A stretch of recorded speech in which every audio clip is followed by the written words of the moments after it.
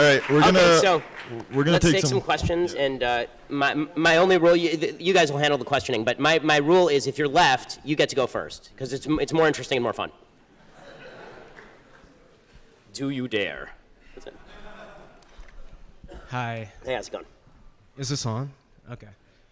Why are you doing this? Is it for fame? I don't understand. This being... I'm asking, why do you give these lectures and say these things? Is it because it's going to make you more famous? No, if I wanted to be more famous, then I'd write a TV show and take off my pants. I mean, no, the purpose of giving these lectures is to speak basic truths to generally crowds of people who either disagree with those basic truths. I encourage more leftists to come to my lectures, and also to arm people who believe in truth with facts that they can use to combat lies. That's the purpose of the lectures. Also, I get paid.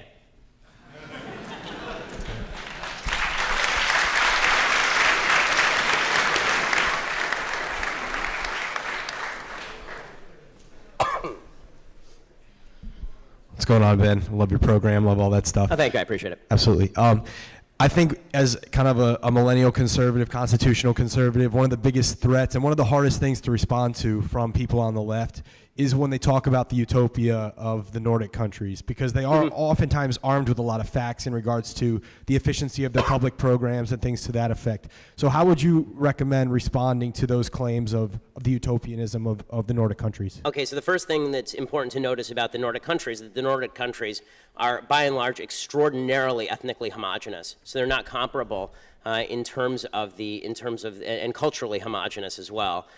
So Vermont looks a lot like Norway.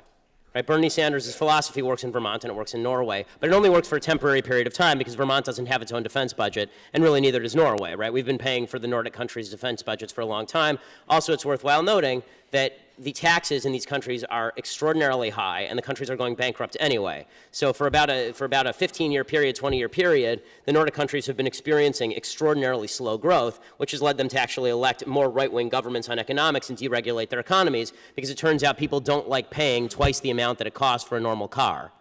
Right? The income tax rate in places like Denmark for middle-class people, not for upper-class people, for middle-class people is like 60%. So, it's easy for students to say 60% sounds good, but you all go to Yale, which means that eventually you'll have a job that pays you enough that you'll be paying a high percentage of your income in taxes, and it ain't that much fun. There's a reason that Denmark, all these countries are now turning away from this, and they've been living off the back of America paying for their defense budget for a very long time. So you have the privilege of not having to pay your own defense budget. You also have a group of what can best be described as upper education people who have grown up in Western countries with a particular set of values. And socialism, at least in the Nordic way, not full government ownership of resources, but high redistribution of income, that is capable of lasting for a certain period of time, but even there it collapses. Hi, Ben. Howdy. So unconscious bias is a concept well documented in psychological studies, which is basically that people associate negative things with people of color and positive things with whites. So if that is true, given that that is true, how does white privilege not exist? Okay, so you're asking about unconscious bias. I apologize because it's kind of echoey, but the question was, if there is unconscious bias, just to repeat it so I'm making sure I get it right, if there is unconscious bias, how does white privilege not exist? The question is, given that there is unconscious bias, how does white privilege not exist? So number one, so when I speak about white privilege, so when I speak about white privilege, I'm speaking specifically about behavior. Okay, there have been no studies, and really I've looked at these studies, the connection between what they call implicit bias, this is their favorite phrase now, implicit bias, unconscious bias, and biased behavior has yet to be proven at any level that is even remotely necessary to be used in, for example, a courtroom, which is why it's never been used in a courtroom. It is also true that there is no way, there really isn't, there's been no proven way to alleviate what they call unconscious bias, which means that we're ghost hunting. So what I would suggest is that if there is unconscious bias, and I'll acknowledge the possibility or the reality of unconscious bias, if there is, then I need you to I don't care about what's in people's heads so much as what they do. So if you point me to a racist behavior, don't worry, I'll let you respond. If you point me to a racist behavior, I'm happy to stand alongside you and protest it. What I can't do is protest about things in people's head that I don't know about because I'm not a mind reader. Okay, so that's a really interesting response, and to that I have two questions. Firstly, what I've heard you say that this is something that, the way people think doesn't affect their behavior. So that's the first thing you've said. So I'm really curious if you can kind of give me another example of a thought that somebody has which doesn't affect their behavior. Like, do people who, support Trump not vote for him? Like, I'm very curious about that. Yes. And secondly, so the second thing that I want to ask is that if it's something it's hard to fix, does it mean we shouldn't do anything about it? Because you said, I don't know if we can change how people think. Does that mean we shouldn't try? I mean, first of all, not a great impression. But beyond that, but my voice isn't that low. But beyond that, as far as the first question, which is, do people have thoughts that don't manifest in behavior? Yes, all the time. For instance, every thought that you have about walking up here and strangling me right now. I wasn't actually assume thinking of like strangling we you, have thoughts right? all the time that don't manifest in behavior, and this is true every single day. We consider thoughts that cross our minds. And the problem with unconscious bias is the idea is you don't even know that you're having the thought, right? So how can you stop it if you don't even know that you're having it? But then we should be able to gauge the unconscious bias and its impact on behavior. That's why it's unconscious bias as opposed to conscious bias. The idea behind unconscious bias is that it's not even a ghost, it's a ghost of a ghost, because you don't even know you're having the thought. So people, the whole idea behind diversity training is the idea that you can retrain people to stop their chain of thought in order so that it doesn't manifest in behavior. I don't think that every thought manifests in behavior. If it did, then every time a man saw a good-looking woman walk down the street, a straight man saw a good-looking woman down the street, we'd have a real mess on our hands. So the second question, the idea was a little too broad for me to respond to, which is, just because something is tough, don't we have to face up to it? Yes, we have to face up to tough things all the time. And one of the tough things I would suggest that we face up to is that you have a lot more control over your own behavior and the decisions you make than the supposedly widespread unconscious bias of people you've never met.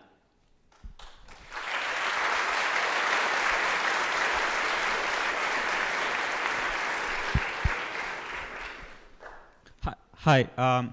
So you spoke a bit about the the boost and the negation of the SAT scores that black applicants may receive with comparison to Asian people or in comparison to white people. Yeah, I spoke about the Princeton study, correct. And you also spoke about how there is not an equality of outcome in this nation.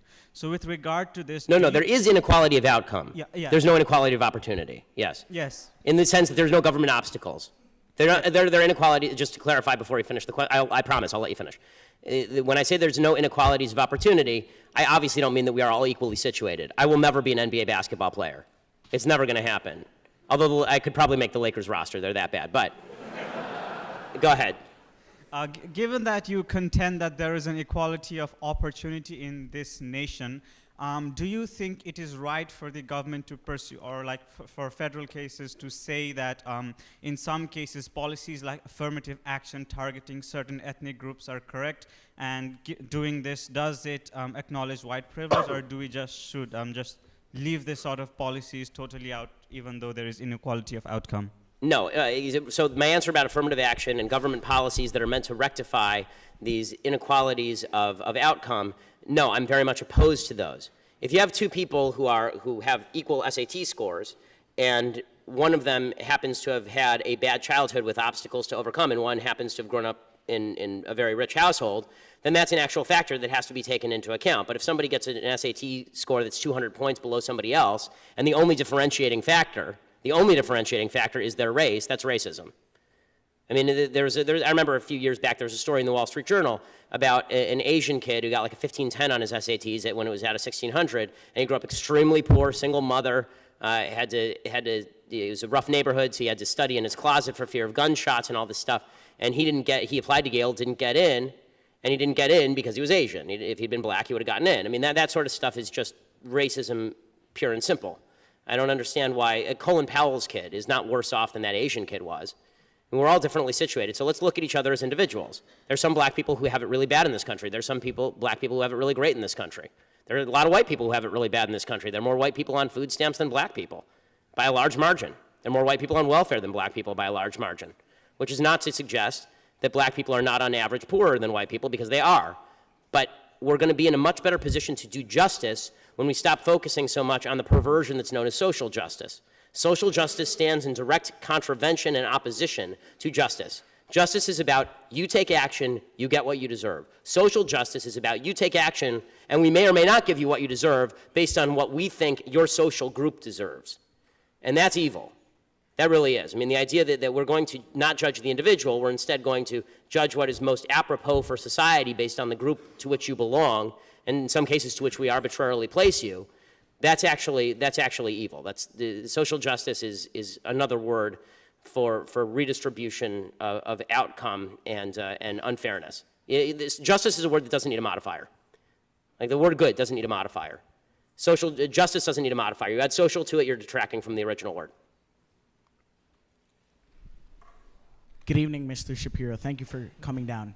On basically the same topic, then how do you address the differences in, like, for instance, the educational system between inner city schools, which usually have worse infrastructure, many times have lack qualified teachers or lack teachers, period, versus schools in affluent neighborhoods? How do you try to get justice to the students living in inner cities versus those living in affluent neighborhoods? Right. So I mean, the answer to me is more individual freedom, not less. One of the great problems is that people think government action is what rectifies these situations. It doesn't matter how much money you dump into inner city public schools if, number one, you don't have any sort of community or family structure that supports education.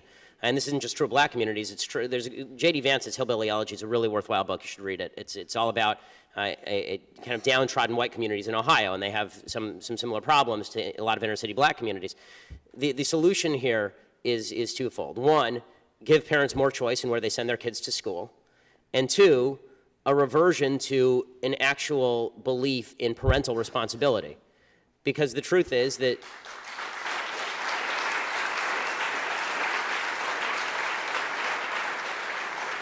the idea that kids are failing in the inner city because they just have bad teachers isn't true. I mean, if you've ever met the teachers in the inner city, some of them are wonderful. Right? Some of them, they're really doing the best they can, I think. I think the bigger problem that you have is when you have broken families and you have people who are not inculcating the value of education, and when you have people who are saying to young people, and this is true all over the country regardless of race, this is one of my problems with this election, is I think all of the candidates in their own way are basically saying, you're a victim of the society, so individual responsibility no longer devolves to you. If you actually have parents saying to their own kids, okay, I expect you to do well.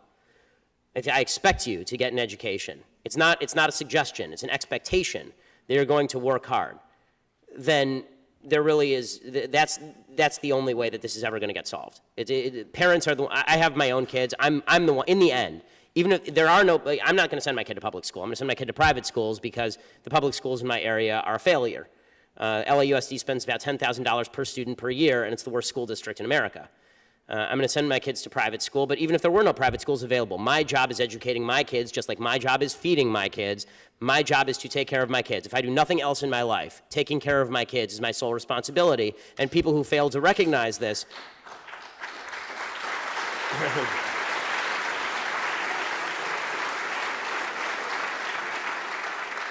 You want to talk about what's the number one problem in America? That's the number one problem in America, is people running away from their responsibility to their kids and to their family members and to their parents. If we all took care of our kids and our family members and our parents, there wouldn't be any need for the government to come in and screw everything up royally like it does.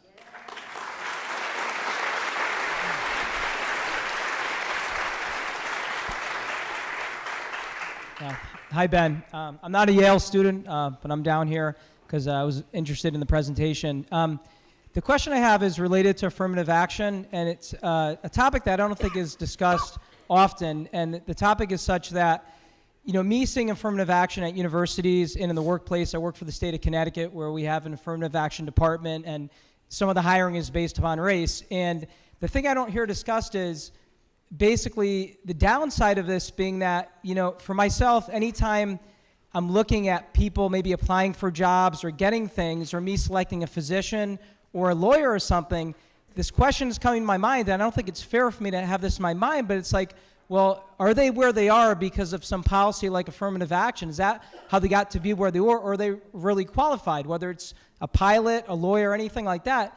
And this is the thing I think a lot of people have in their minds, is they're not sure nowadays if people are getting where they are because they got some, you know, privilege because of their race, or they really worked for it. And you know, that's something in the back of my mind and other people I talk to, and I wanted your opinion on that. Well, I mean, I think obviously that's true. I mean, if there are programs that benefit a particular group of people at the expense of another group of people, people are going to wonder whether the beneficiary group got there through merit or whether they got through because of a specific program. I mean, that's just normal human response.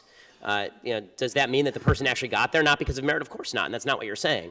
But that question is an open question. I mean, obviously, if you know that some people in a particular group got 5 points extra on a test, you don't know which of those people got 5 points extra on the test. I'll also say that affirmative action, which I'm against all the way across the board, it becomes particularly counterproductive in the realm of public sector contracts. When you're talking about the government hiring people with lower standards because of their race, I don't care what the race is of the fireman who saves me. I just care that he's able to carry my fat rear out the back door. And I think that the government shouldn't be in the business of trying to rectify all of history's injustices. The government should be in the business of trying to find the best people for the job, since I'm a taxpayer and I pay those people's salary. Thank you. One thing that you didn't talk that much about was multiculturalism. So I saw a wonderful video that you did on radical Islam, and I'm curious how we address when different cultures might actually have radically different values. How do we start to have that conversation? Well, I mean, the first thing you have to do is be honest about that. I mean, this idea, and it's promulgated by right, left, and center, that everybody down deep has the same values. I mean, it's in the Declaration of Independence, the idea that these truths are self-evident. I mean, sorry to break it to everybody, the truths are not self-evident. If they were self-evident, then everybody would have them. Right? If they were self-evident, every country would have a Declaration of Independence. They're an outgrowth of a specific Judeo-Christian culture that grew into an Enlightenment, which grew into the Declaration of Independence. The idea that everyone around the world wants the same thing is actually significantly disrespectful to people from different cultures who have different priorities and believe different things. When I say disrespectful, I don't mean that their cultures are great. I think a lot of cultures out there are absolute horse crap. But it is true, of course, that people have different priorities and different cultures and different belief systems. I mean, I was speaking with one of my security guys, and he was a former military guy, served in Iraq and Afghanistan, and he was saying that one of his buddies had a situation where he was raiding an Afghani weapons cache, and he walked in. There's a 7-year-old with an AK. Okay, that's a result of a culture that does not value children in the same way that Western culture values children. And Western culture didn't always value children the way that Western culture now values children, which is why people used to have 10 kids and 5 of them would die, and then you'd have more kids, right? They didn't even used to name kids for the first couple of months in many Western cultures. So culture shifts over time, and it's important to recognize these differences in culture because you have to know what the obstacles are and the differences are before you can actually come to an agreement about what can change and what can't be changed. It's a little bit of a world-beating notion that you can walk into Iraq and magically change it into a Western democracy, as George W. Bush found out.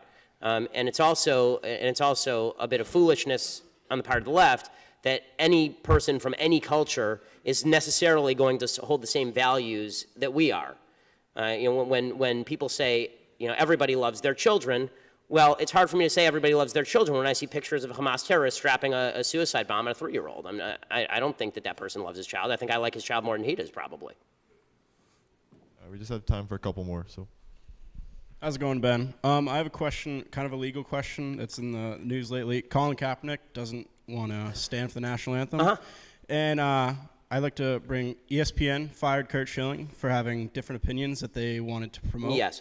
Can the NFL, Roger Goodell, technically just get rid of Colin Kaepernick from their... I mean, I don't know how the contractual situation works between the NFL and the teams, whether he can, I mean, I suppose he could suspend him or fire him for conduct detrimental to the league. It's a private organization. It can do it at once. ESPN can fire Kurt Schilling.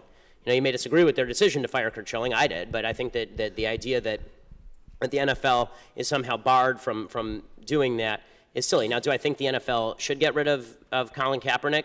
No, I don't, actually. I think that Colin Kaepernick should be allowed to do that, and people should be allowed to boo him and root against him and hope that he gets sacked every time he gets on the field. I think that's probably the best solution.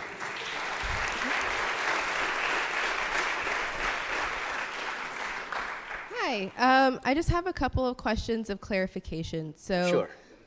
You touched on it a little bit towards the end of your lecture, but if you could describe more, I guess, elaborate more on what you mean by decency and these fundamental values, especially in light of the statements that you just made in response to the question, not this last question, but before this, recognizing the fluidity of culture and cultural values and the existence of cultures that don't necessarily share the same values, and how do you account for that, moving towards a common set of values? How do you, if you believe that it is useful, develop coalition politics in order to move towards a collective sense of value? How do you reconcile individual motivation if you believe fundamentally? Yeah, I mean, there's a lot of complexity here, but yes. Yeah, I mean, so but honestly, I mean, so these are high-stakes questions. not to go all religious on you, but leaving aside the religious aspects of the Ten Commandments, I think that'd be a pretty good place to start with basic decency. Right? Don't steal,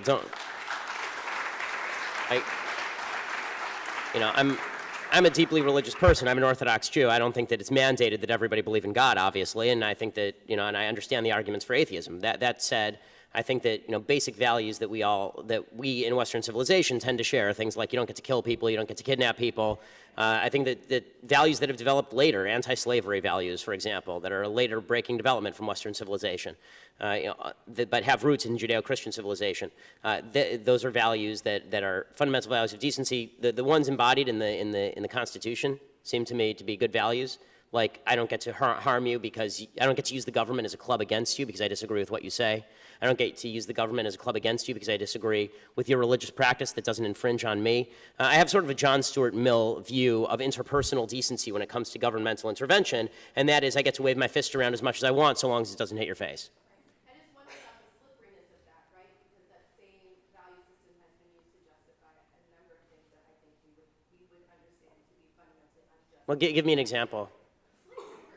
So as I say, the John Stuart Mill system would definitely not value slavery. I mean, that's not me waving my fist around until I hit your face. That's me putting you in chains. I mean, that's a fundamental human evil because I'm violating somebody else's rights.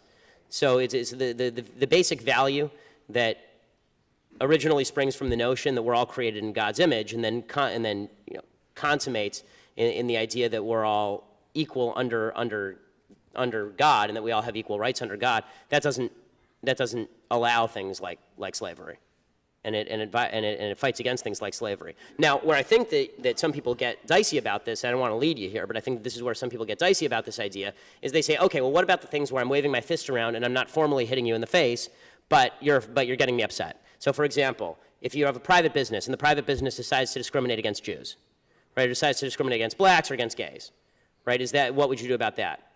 So I don't think the government has any business telling private businesses what to do, because I think that capitalism is colorblind, and that means that if somebody discriminates against Jews or blacks or gays, they'll go out of business. There'll be other people who offer their services. The problem is, once you start to let government or society take a forced stand, an enforced stand as to what quote unquote good behavior is and bad behavior is, you start to get into real trouble. But I think we can all agree what actual harming behavior looks like. Actual harming behavior is not me denying you a service that I don't owe you in the first place. Actual harming behavior is me stealing something from you, punching you, taking your children, something that you have a right to, I'm taking away from you. And you don't have a right to my services. No one does. So just to be clear, is that something that you would define, this is my last question. Mm-hmm. Is that something that you would define in objection, that you set sort of in opposition to things like microaggressions or terrorism that you find to be false on the grounds that they are subjectively offensive? Are the things that you just listed things that you would find to be objectively offensive? Well, so now you're getting into a broader question, which is, are any values objective or subjective? All values, I suppose, in the end, are going to be subjective, but I think the ones that we can most easily agree on, and the ones to which there's an objective standard anyway, that doesn't require you to read my mind. Let's find a standard where we don't have to read each other's mind. So a standard where microaggressions require me to read your mind. I have to try and figure out what's going to offend you and what's not. I don't have to read your mind to know you probably don't want me to punch you in the face. Right? Like there's an objective standard there where I don't have to read your mind. We all sort of agree. And if we can't agree on that, we can't agree on literally anything, and then society's over. So I guess time to buy your food parcels and build your bomb shelters, if that's the case. If we can't all agree it's bad to hit each other in the face, then we have no place to start. Thanks so much. All right, this will be the last question, right? Hi. So throughout your speech, you kind of treat the left as sort of this monolithic group of people. Yeah, like a terrible block of terrible people. Exactly. Sure. Yeah, it's exactly what I'm talking about. Like at one point, for example, he said the left hate free speech. The left only care about diversity but not values. Right, it's shorthand. The left is trying to destroy America's value system. My first question to you is, isn't this sort of kind of generalized hyperbolic language divisive, and doesn't it kind of add to division instead of bringing America together? And my second question is, do you acknowledge that the left is composed of a wide, diverse range of people with diverse viewpoints? Of course, of course. Oh, here's what I define the left as. So, good question. Here's what I define the left as if the speech didn't make it clear. Excuse me. When I say that the fundamental left value, if you believe this, you are on the left.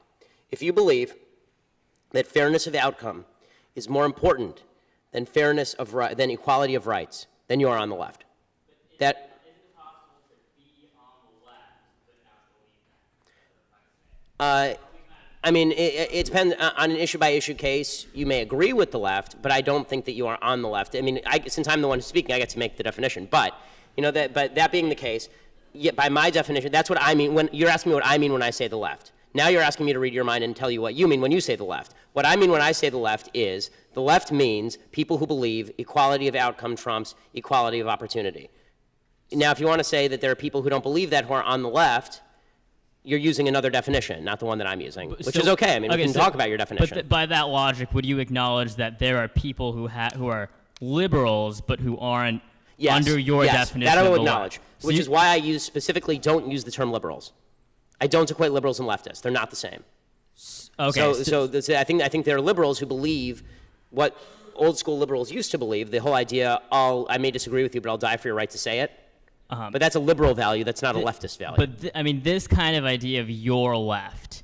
How big of a population do you think this is? Do you think that embodies a majority of liberals? I don't understand. Like, I think that. Well, when I hear you say left, I think it embodies a majority of the people who ardently believe in the Democratic Party platform. To be more specific. So you think that most people who are Democrats are under your definition of left? No, I think most people who deeply study and believe in the Democratic Party platform are leftists. I think most people who vote Democrat do so because they think Republicans are assholes.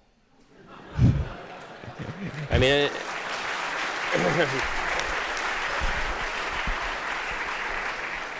Thank you all so much for coming. Have a good night. Thanks.